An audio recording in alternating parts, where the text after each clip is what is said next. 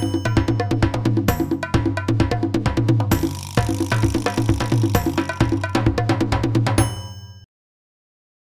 to this new how-to. In this how-to, we're gonna look at Simbrief, which you can use to plan your flights for Flight Simulator 2020. And also, when Flight Simulator 2024 will be there, you'll likely also be able to do it using that one.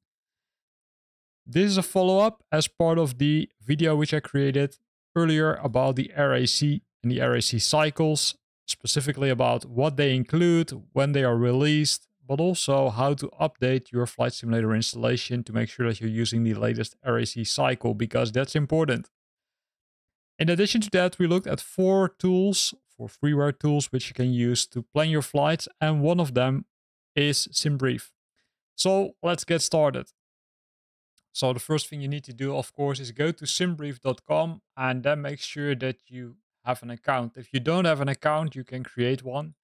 The advantage is that if you've got an account, you would say can connect it to Navigraph, because then you can benefit from the latest RAC cycles.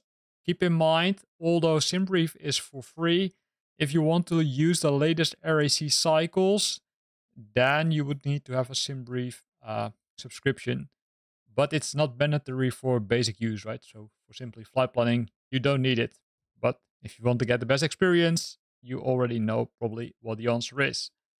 So once you are logged into the system, you can go to the dispatch system, because the dispatch system, that's where all the stuff happens. And you can see a really nice dashboard, right? You can see the latest flight which are planned. You can see the flight plans. You can see the aircraft types which you used.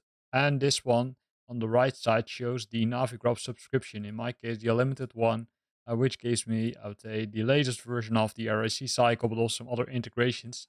I think it's worth the money, but that's my own opinion. So to get started, right, you need to select the left menu, or the new flight in the left menu option, which will launch a new window. So let me zoom in a little bit further.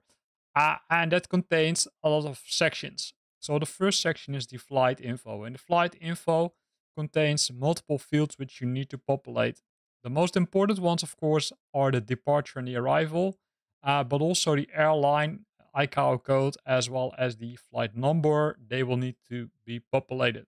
So let's assume that you want to use EasyJet, right? You can see I already used several of them. Then you can press in EZI, and then followed by a flight number, which can be a flight number. If you want to replicate the real world, right, you can look up those values from the real world, and then you can, I would say, perform your magic. The same thing is applicable for the ICAO codes for the airlines. If you search on the internet, you can find those ICAO codes to make it more realistic. Again, it's not a hard requirement, but you can do it. Then, of course, you've got the departure and the arrival, right? And the departure and arrival, you can do 2 things. If you're lucky and if you know it, you can add the ICAO code here, right? Here you can see some of them. AHAM, which is Amsterdam Airport, EHRD, which is Rotterdam The Hague Airport, and we've got several other ones. And that's also applicable for the destinations, right? So you can see that I already flew to Brussels and some other countries. Now, there are 2 options. If you don't know the ICAO code, that's you use the public search on the internet to find the ICAO code. But the other one is by using the search option. The search option will give you this view, and this view will allow you to search for an airport. For example, if I'm searching for Amsterdam Schiphol,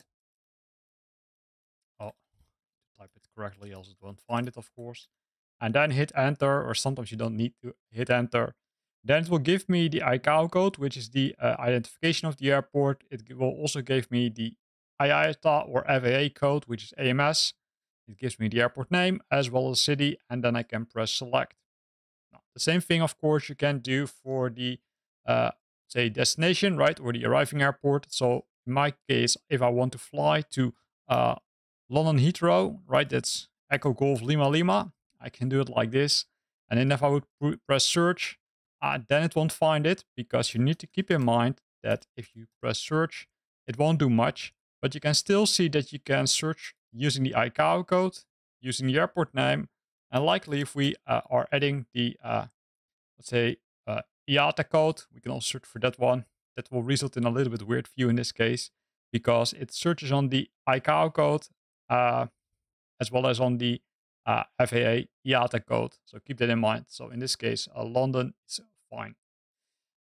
Now, there's another one which is pretty interesting, and that's the alternate one. The alternate, let's assume that something happens which prevents you from landing on London Heathrow. Then you would need to specify an alternate airport. There are two options. Either you can leave the default option selected, which is auto, then it will automatically figure out what's the, let's say, probably the recommended alternate airport. And if you want to specify it, of course, you can specify it, or you can set it to none. And in that case, no alternate airport will be defined. Now, if you look closely, there are also weather symbols. And those weather symbols are showing the latest weather information, which is also known as the meteor information. So the elevation, the weather category, the meteor ceiling, and the meteor visibility. And here you can see the meteor data. And you can copy this if you want to decode it, right? Because sometimes it's hard to understand. Well, in this case, this is the ICAO code, right? This is the time, 23,005 knots. That's the wind and the direction. And then some other figures which might be very useful. Now, if you copy this value, either manually or using the copy button over here, there's a nice tool which is called the meteor decoder. And if you search on the internet, you will find it. You can press the option over here, and then you can visualize the, let's say, weather. So the way to do that is by pressing the airport or by searching the airport using the top right option. So in my case, I'm going to press EHAM, which is Amsterdam Airport. And then as you can see, it shows me the data. And if I press that I want to see the full meter data, it's unfortunately in Dutch, but it will keep out. So it will use the browser language to say to make sure that it matches your preferred language. Then it will give me this information, right? You can see that I also can select the runways. So for example, if I want to select a runway 422, then I can see the direction. I can see the weather. I can see again the wind direction and the speed. I can see the say the view. I can see if there's a ceiling, and then some other information, which is really useful because there's also, let's say, kind of a nice view where you can see where there are clouds, if there are any. And if you scroll down, you can find more information such as the temperature, again, the view, and also the wind speed, if there are any changes to that, the QNH. And then, of course, you can see the other information like the runways, which are in use, what kind of wind you have, right? If you've got, I would say, wind from, let's say, the front, wind from the side, also the percentage of wind from the side, and then, of course, also the speed, again, the clouds, the temperature, and other stuff. So this really is a useful tool which you can use. There are also other ones, because if you search on the flight plan databases, for example, another one where you can specify the data, right? You can say simply decode, and then it will show you the information also in another view. Personally, I like the other one because it contains some more visuals, which makes it, I would say, a little bit more friendly to read. And you can do that both for the say departure airport, but also for the destination one. This is also some interesting information, right? You can change the dimensions, you can change the wind components, you can change the runway ATIS, and then if you click here to view the runways, then you can see some more information about it. So that's also nice because then it shows the wind components which are involved for the runways. A lot of useful information, as well as the length or the dimension of the runway. And then you can see that you can change it between feet and meters if you want to do that. And if you've got a subscription for Navigraph, you can also open the charts. For now, I will close it. So that's that. Then we've got the departure time, right? The departure time, as you can see, it takes the time where I started. But if you press refresh over here using this symbol, you can refresh this date. And if you hover over this, it says, okay, hey, this is the planned pushback or startup time, sometimes referred to as the estimated off-block time. So estimated off-block time is the time where you're planning to push back or startup time. So that's really important. And the time is entered in Zulu/UTC time. So also important to know. Then if we scroll down, we will find the aircraft information. As always, the aircraft information is also really important to define because based on these values, it will allow you to do a lot of other nice things. So if you press the option, you can see a very long list. I need to scroll back a bit. A very long list of different aircraft types. Also the ones which are included in a flight simulator. If you're using the Simbrief integration, it's really important that you select the correct flight or correct aircraft, because in some cases it won't import the data if you're selecting the incorrect one, right? So if you select, for example, the A20 November, and then you can press the one over here, which is the say aircraft type, right? And then sorted by registration. Here you will see the different ones. So you can see the fly-by-wire one, which is the A320 created by fly-by-wire. You can see the ini-builds one, and then you can see two different ones for X-plane.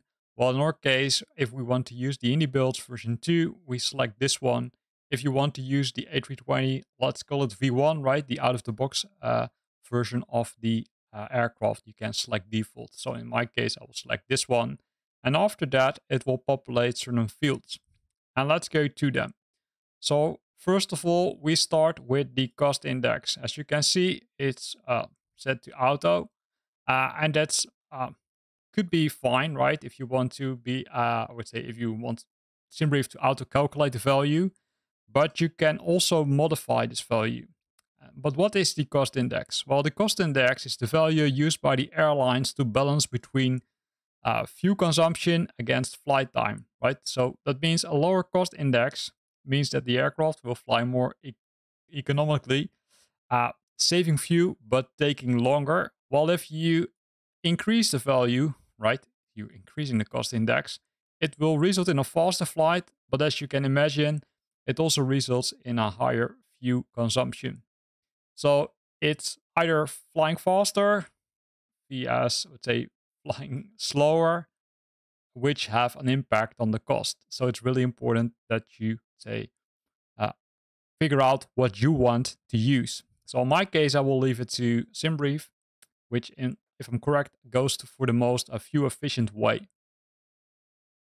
Then also we've got the fuel factor. So the fuel factor is automatically set to PO2. That's based on the aircraft type and the airframe I'm selecting. And you might want to know, okay, hey, what's this fuel factor, right?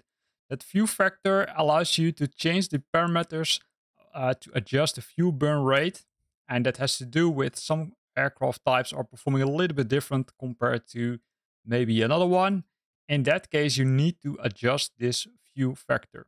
So PO2 means that you're increasing the planned fuel burn by 2%, right? That's really important. But if we open this list, we also find the amps. And the amps, that's to decrease the rate. So if you think that you're going to use more fuel, then you need to use the ones starting with the P. If you want, or if your experience is that you're using less fuel, then you can use the amps. So by default, it has been predefined if you select the template. So let's leave it now for P2. The nice thing is if you hover over this, it will give you some more information about it. That's unfortunately, it's not done for all the fields, but for a lot of them. Now, going to the start of the line, we've got the climb profile. So what does that mean? The climb profile, let me restart, yeah. So the climb profile is the step climb is another parameter, right? And it's especially used for long haul flights. And it allows the aircraft to climb to higher altitudes if it burns fuel, which means that the aircraft becomes lighter, right? So less fuel in the aircraft means that it's lighter. Just as with Formula One cars, the more, laps they drive, the lighter the car will be. I'd say the more or the faster they can go over the track. And it's used to optimize the fuel efficiency and performance. You can disable it on your flights, but you can also enable it. In this case, it comes with this tab, right, with the client profile. So you can leave it as is, or you can decide to change different. The cruise that one is, I would say, a little bit hard. I didn't find too much information about it. So if you know what it means, then feel free to add it in the comment box below this video, because I'm still interested in that. Then if we look at the second part, that's the ATC call sign, which is a combination of the aircraft ICAO code and the flight number. You can see over here. Then we've got the registration, which is on the tail of the aircraft. We have the FIN number and the cell call. Normally, you won't change these values, especially if you're not, let's say, if it's not needed. So my understanding is that you don't need to change them a lot. Then with that, we can go to the next section. And the next section contains some more information about the selections.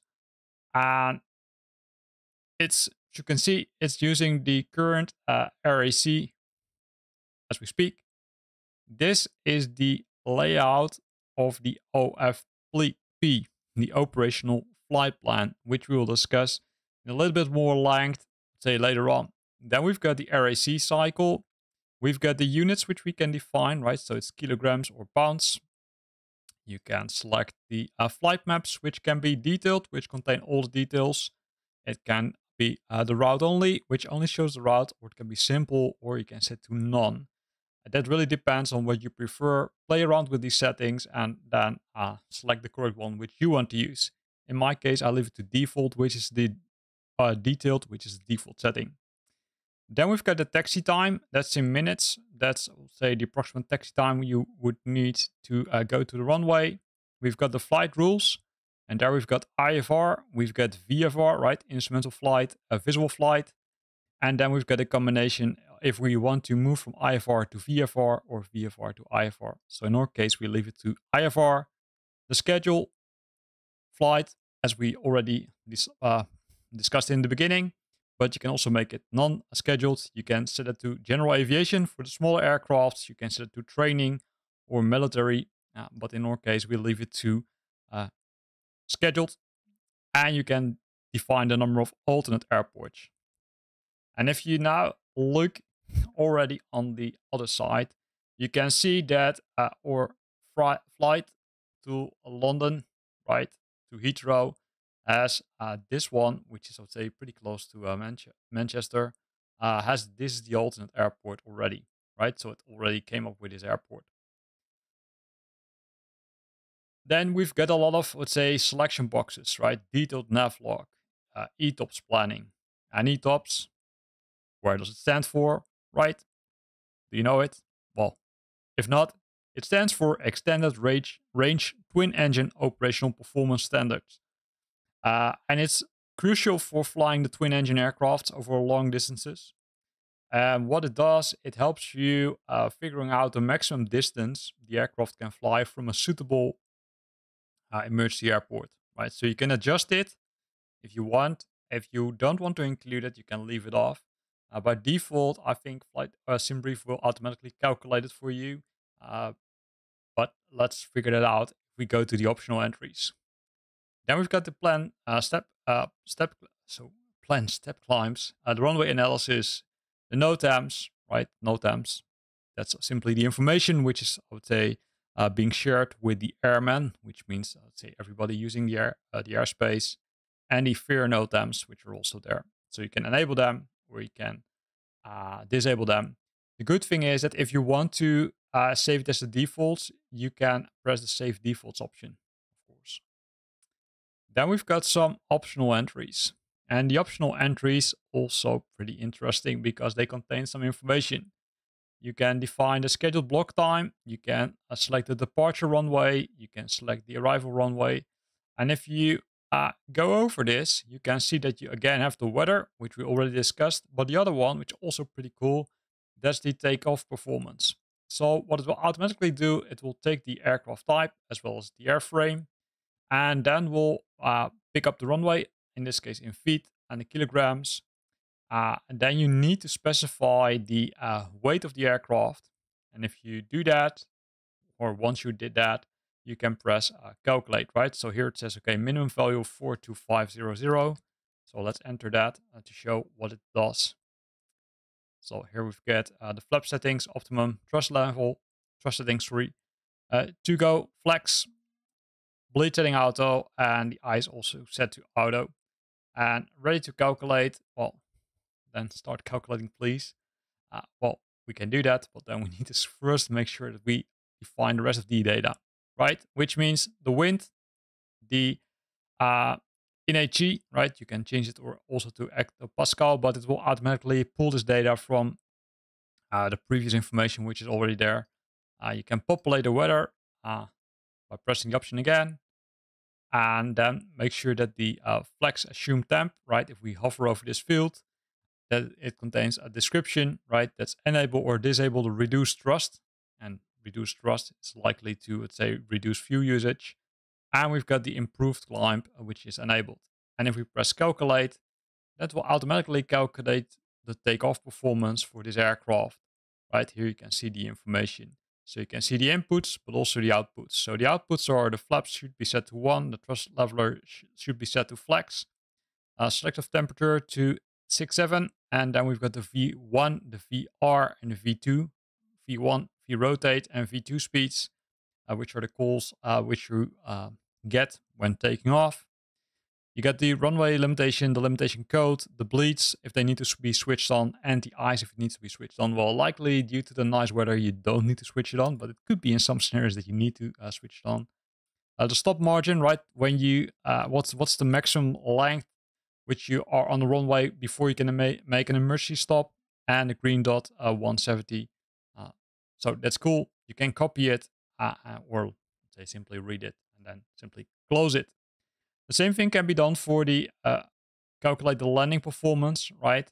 If I open it shortly, you can see that it contains exactly the same things. You can fill in the weight, and then once you've done that, you can press calculate, and it will give you the information.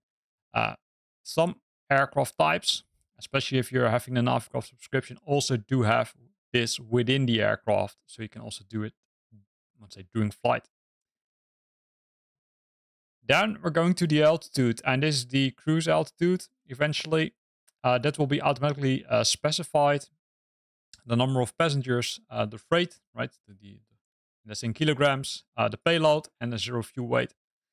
There are a few options which you can do with these settings. So first of all, you can, I would say, leave it as is, which is fine for you. But you can also change it, right? You can simply say, hey, the aircraft is completely full, and the freight is automatically, and the payload automatically, as well as the zero fuel weights automatically, as well as the altitude is automatically. But if you want to change it, simply select the field and then make those changes which you prefer. Then we're going to the fuel planning. If you're, let's say, uncomfortable of making changes to the fuel planning, then I would say simply hide this option again, because fuel planning can be complex, and maybe if you're, I would say, just new to Flight Simulator, you might think, okay, hey, let Simbrief decide what to do. So in that case, you don't need to make any changes. But if you want to do some additional things, like for example, you want to manually specify the taxi view and some other few, let's say, limits, then you can, let's say, define them here. But for now, we will leave this as is. Likely, I will create a separate video for this one because this is pretty complex. Then we've got the text entries. And this simply would say, in my case, the pilot ID as well as the captain name. And then you can change the first officer name as well as the dispatcher name. And that's simply something you can do and you can change. So directly after you entered the departure and arrival, it has populated this one, which is the selected route. So in this case, this is the selected route if we want to fly from Amsterdam to London. You can see that you've got multiple options here because you can use FlightAware, you can use SkyVector, Route Finder, and several other ones. But likely, I would say it really depends on what you prefer to use. In most cases, the default one will be good enough for your scenario. Based on that, it will provide the information, right? So this is the flight plan, which likely contains some airways, but also maybe a departure, uh, an SID, right? Standard instrumental departure, as well as standard terminal approach route. And then you can press analyze a route to make sure that it's correct. If you're making manual modifications, then this is definitely the recommended option to press because you need to make sure that it works correctly. If you want to use SID or star, so let's assume that you're doing manual flight planning by simply putting in some beacons without an SID or star, then you can press this option, which will add that to your flight plan. But this is just one of the flight plans, because if you go down the list, you can see that there are more routes. So in this case, the one which is selected for us is the one provided by Eurocontrol. That's the organization which is, I would say, responsible for the airspace in Europe. But you can also see that it has some alternatives, right? Simbrief also provided us with some other information. Depending on what you prefer to use, you can select one of them and it will automatically update the selected route here. And of course, when planning the flight or when creating the flight plan, it will also make sure that these changes will be adjusted. And that's where the custom route comes into, right? Where you can define those things. So you can say a standard route, estimated altitude, ocean tracks enabled. And this is where you can manually, I would say, put in the information if you prefer to do it. In most cases, this is not necessary to do unless you want to define a very specific plan or very, say, specific flight. For example, you want to visit some point of interest, then you likely want to create your own route. Don't forget to analyze the route once you define it here. Then we've got the custom ETOPS, right? Those are the airports which you can define. You can exclude specific airports.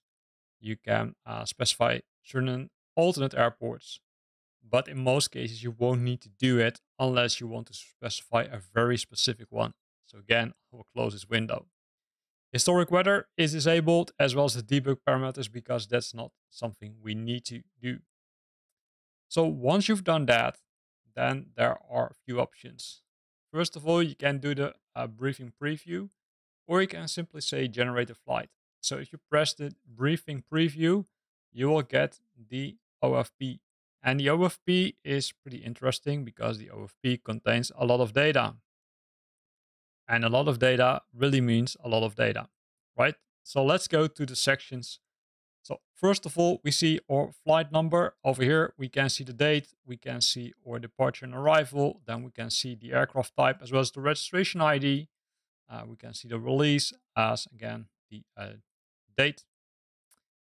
Then we see the normal name of the airport, the weather, and then the observations, and then several other nice things about the weather, but also about the zero fuel weight, the estimated and the maximum values. So these are really the values which you need to look at when you're planning your flight and configuring your, say, your FMS or MCDU.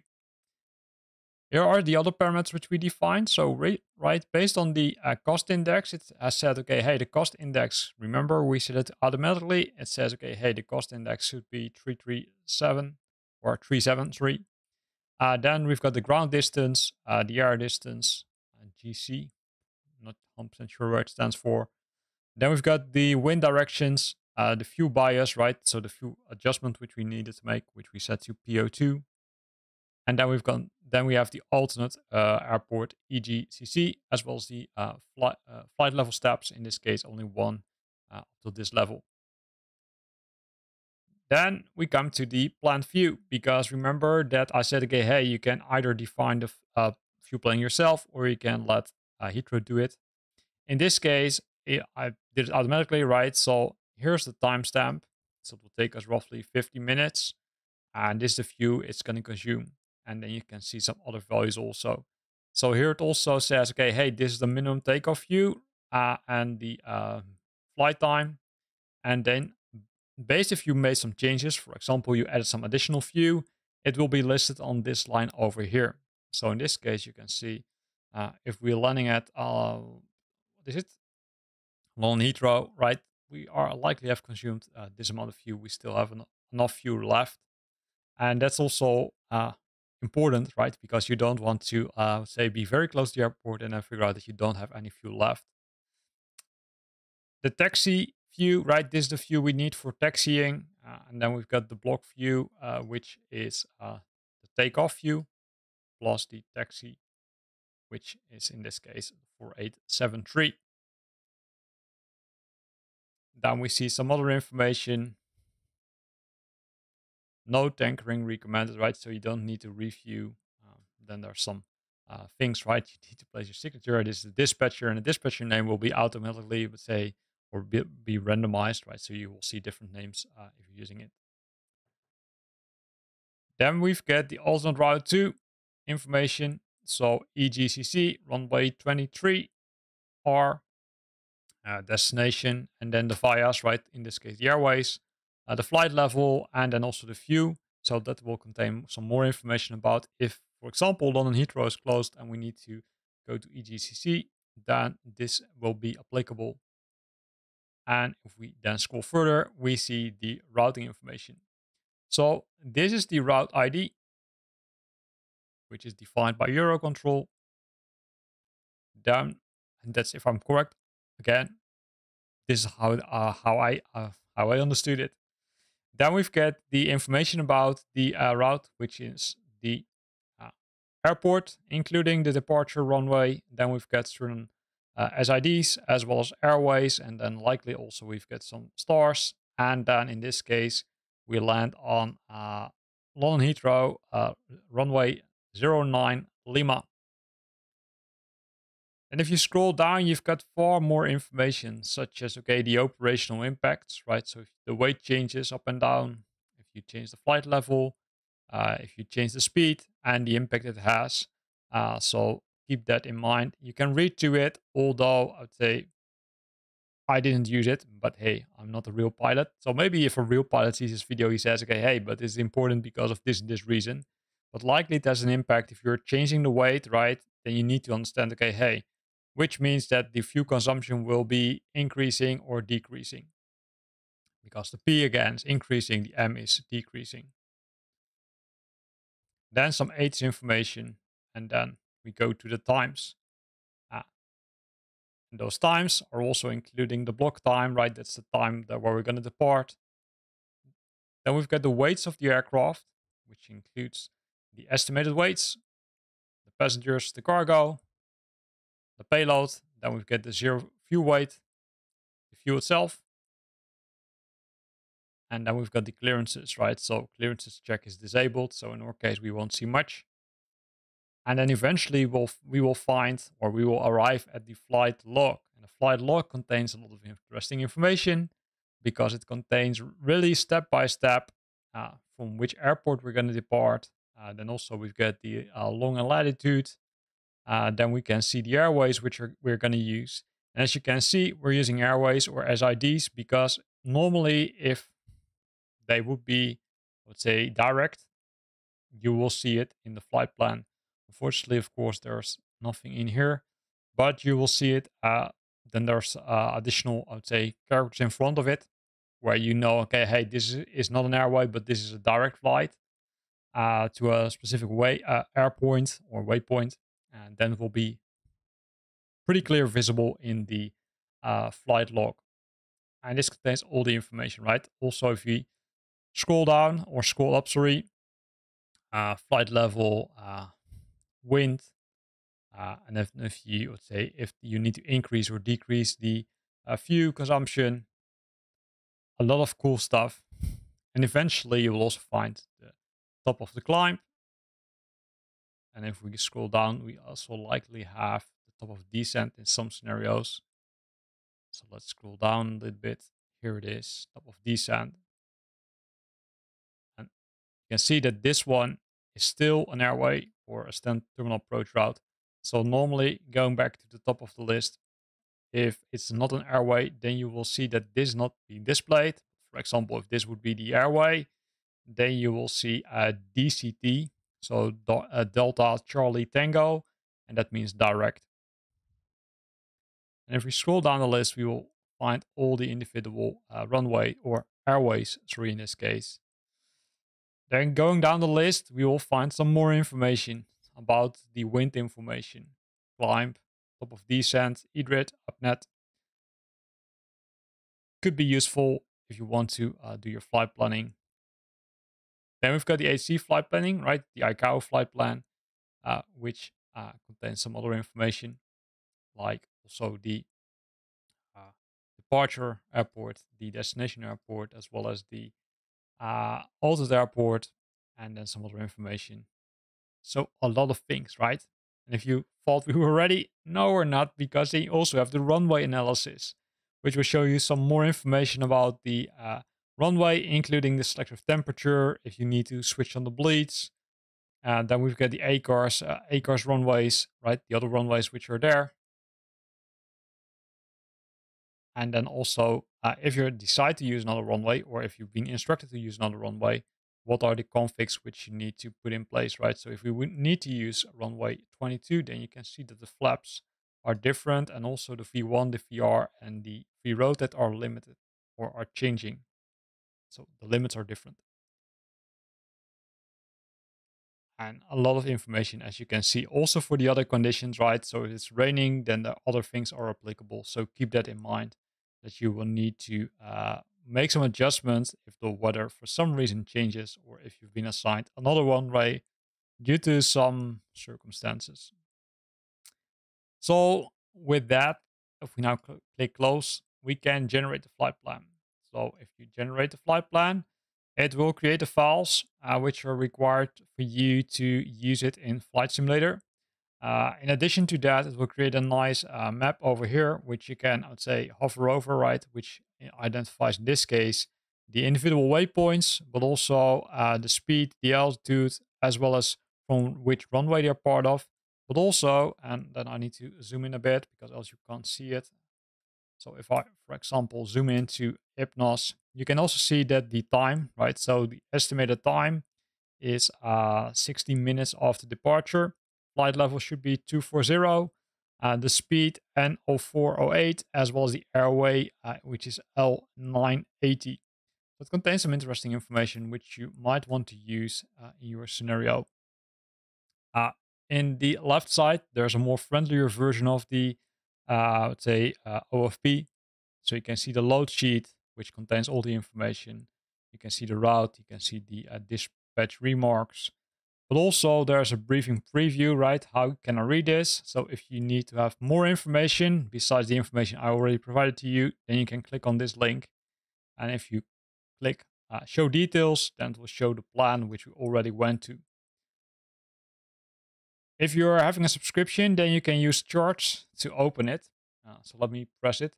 Then you can see what you will get if you've got the subscription. And here you will find, in this case, all the taxi charts, which can be used for taxiing, but also for the SIDs and other information. So again, this requires a subscription, as far as I know. So be aware of that. You can still press the details button, which shows you the information, in this case, about the weather, etc. Then we've got the flight plan downloads, because that's eventually what you might want to do. If you press this option, you will find multiple formats, and depending on the aircraft you're using, you might need to select a different one. So for most of them, the Flight Simulator 2020 one will work. If you've got SIDs and stars in your plan, then use this one. If you don't have them, you can press this one. The other ones which are there are for INI builds, but also some other aircraft types. For example, the Leonardo MD-80. If you're using them, or for example, if you're using the ATR 4272, then you need to download these, because these are really specific ones for the aircraft. And if you're downloading the incorrect one, it might not work. So what I always do is I will download the one specific for Flight Simulator, and then download the one specific for the aircraft which I'm using. So that's really useful. Now, if you want to see more, or if you want to have a separate view of the OFP, you can press the View PDF option. which will open it in a separate window with a nice navigation so you can quickly go to the section which you're interested in. Or you can press the downloads option, which will bring you again to the download option over here. If you're using an online flight network, you can also pre-file the flight by pressing the pre-file option. It contains multiple, I'd say, different versions of, I would say, online networks, such as VetSim, Eval, Pilot Edge, and Postcon, right? I would say if you're a beginner, then you likely want to, let's say, first practice a lot before you're going to use these ones, because these are really, I would say, also having that you need to say all do the communication with the ATC. You're instructed different things, so that's different compared to when using Flight Simulator with a flight plan, where simply Flight Simulator says that you need to do certain things, right? So you don't have to talk back, because you can do the let the co-pilot assistant do that for you. Once you've done that, you can press validate again, which will validate the flight plan, right? So this is being copied, fine. And then again, you can go to the takeoff and landing if you want. And that's, I would say, a pretty lengthy video, I think, where we went to Simbrief. I think we discussed most of the details, not all of them, but you should now have enough information how to plan your flight using Simbrief and use it in Flight Simulator 2020. Again, be careful with it, because as mentioned here in the bottom, this one is not for real world navigation. So you shouldn't use this in real aircrafts, only in Flight Simulator or scenarios. So with that, again, we're at the end of this video, where we went to the complete step-by-step how you can plan your flight. You saw how powerful Simbrief is, because it has a lot of options, maybe in some cases too much. So if you want to make it yourself easy, then let the field set to auto, because that makes it easier for you. If you want to change yourself a little bit more, then consider to change some of the values. I hope you found this video helpful. Don't forget to hit the like button, and of course subscribe to my videos, and hit the bell icon for more tutorials. And if you've got questions or comments, then feel free to post them in the comment box below. Thanks for watching, and happy flying!